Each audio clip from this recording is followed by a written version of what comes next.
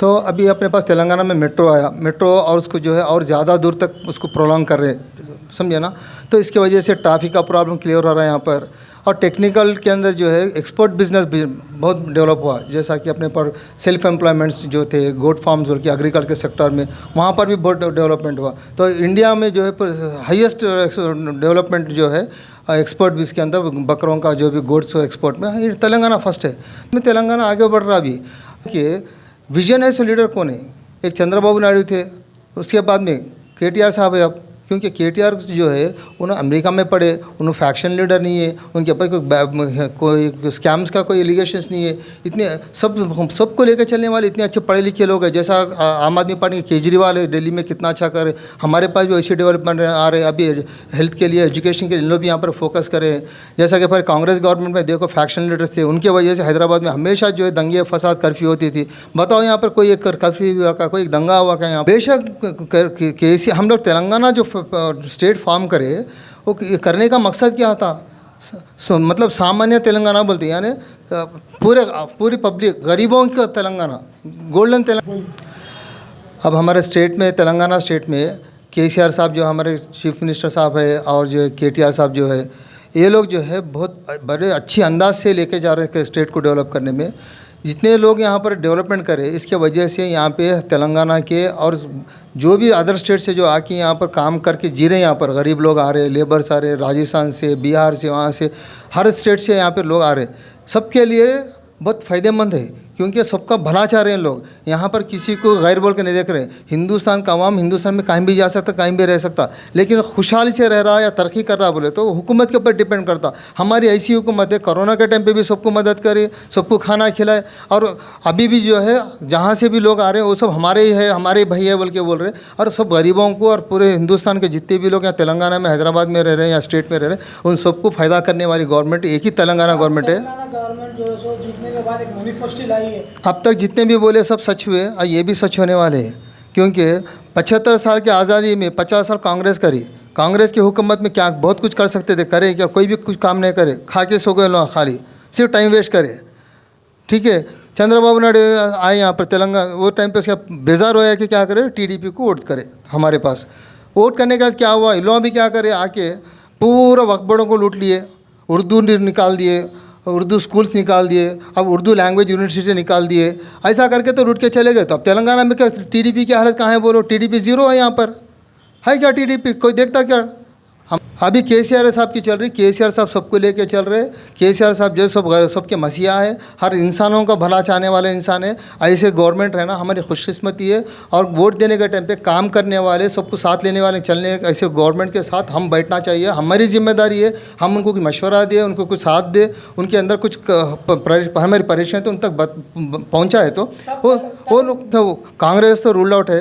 राहुल गांधी साहब जो है अब भारत जोड़ो यात्रा करके थोड़ा बहुत मेच्योरिटी अब आई उनको, इससे पहले नहीं आई थी। अभी उसके ऊपर से जो कर्नाटक में जो करे, कर्नाटक के लोग इंदिरा पार्क के पास कल आके कर्नाटक के फार्मर्स क्या बोल रहे हैं, वहाँ पे पूरा जो बिजली का बोले पूरा झूठ है, नको डालो उनको डाले तो धोखा होता बोल के यहाँ हैदराबाद में आके स्ट्राइक करे। कर्नाटक के फार्मर मुसलमानों को टेररिस्ट बोल रहे हैं, मस्जिदों में रह रहे बोल रहे, मुस्लिम वुमेंस जो है प्रोस्टिट्यूट बोल के बदनाम कर रहे। और उन लोग इलेक्शन नहीं आने से पहले लोग सीएम हम बन जाती, हम बनते बोल रहे। फिर ऐसे लोगों को कांग्रेस को वोट दिए, वो फैक्शन या झगड़े ये चाहिए मुसलमानों को बदनाम कर देते, फिर बाद में लड़ाई पंचाना होते। तो ऐसे लोगों को वोट नहीं देने का है कभी भी। अमन शांति यहाँ पर पॉलिटिकल एजेंडा जो है केसीआर साहब का, ये पॉलिटिकल एजेंडा नहीं है, पब्लिक एजेंडा है। पब्लिक को क्या ज़रूरत है फिलहाल वो देख रहे, लॉन्ग रन में क्या होना है वो भी देख रही सकते हैं तेलंगाना गवर्नमेंट। ये पब्लिक एजेंडा है, पब्लिक एजेंडा चाहिए और सब मिलके साथ चलना चाहिए, सब मिलके देश को आगे बढ़ाना चाहिए। इसलिए हमें सबको ये अबदन गुजारिश करता हूँ आप सबसे कि सोचो आप लोग, हमारे मुस्तकबिल के लिए, हमारी सोसाइटी को बनाने के लिए, हम लोग आगे बढ़ने के लिए, तरक्की करने के लिए कौन सी गवर्नमेंट हमारे साथ है, उनके साथ में ख़दम से ख़दम मिला के उनका हाथ पकड़ के चलो, उनके सपोर्ट करो। और हमारे जो भी डिमांड है, हमारी तकलीफ़ें सुनाएंगे, मनवाएंगे उनसे।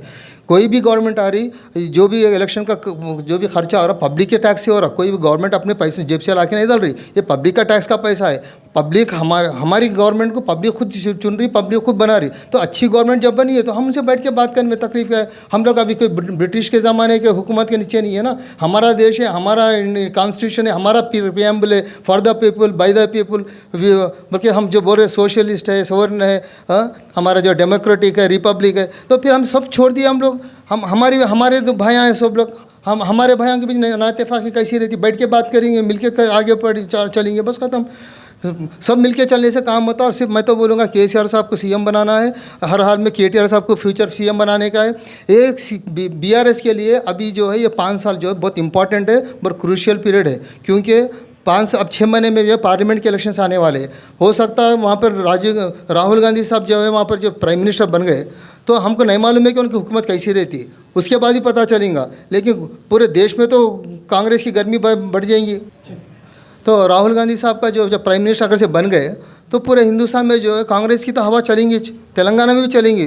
तो अब तेलंगाना में हम कांग्रेस को फेस करना बोले तो अगर से कांग्रेस आने दो या नहीं आने दो, नेगेटिव वोट भी रहता 15 साल का। तो उसके लिए बीआरएस को भी सोचना चाहिए, पब्लिक को प्रेजेंट क्या होना है, फ्यूचर में हम क्या करना है।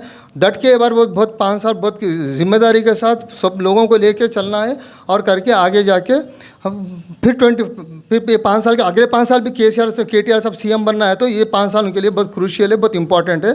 मैं चाहता हूँ कि केसीआर साहब के बाद फिर केटीआर साहब भी हमारे चीफ मिनिस्टर बने और केसीआर साहब जो प्राइम मिनिस्टर बने नेशनल पॉलिटिक्स में जाकर।